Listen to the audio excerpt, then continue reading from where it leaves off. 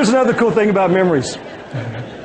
We don't have to wait for memories to come along. We've been granted the power to create them every day by the things that we do. What an unbelievable concept. We've been given the power to create our own memories. But here's the dilemma. Don't miss this.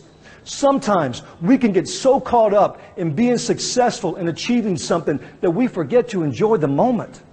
And when the moment's gone, it's gone for good.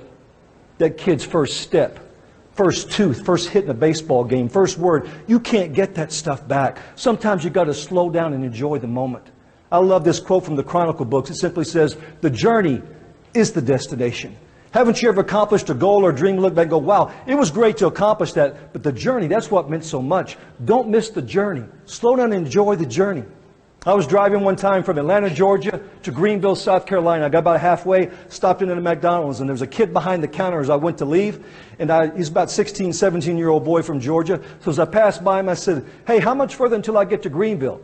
He said, well, it's about 45 or 50 miles, depending on how fast you drive.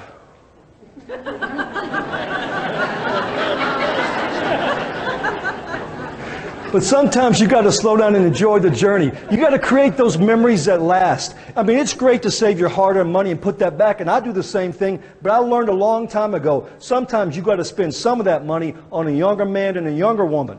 My wife and I, we love taking cruises to beach destinations. One of the greatest memories of my whole life, and I've traveled and spoken in some great places, one of the best memories of my whole life is riding a bicycle around a private island in Bahamas with my wife.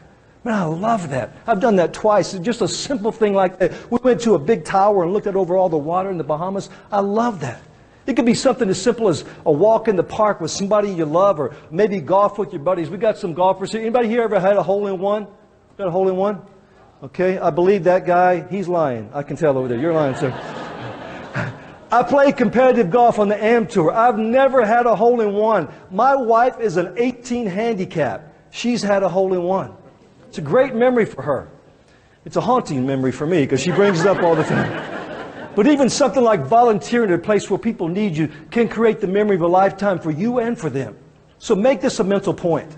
At the end of your life, you will remember something. You start now and you give yourself something to remember.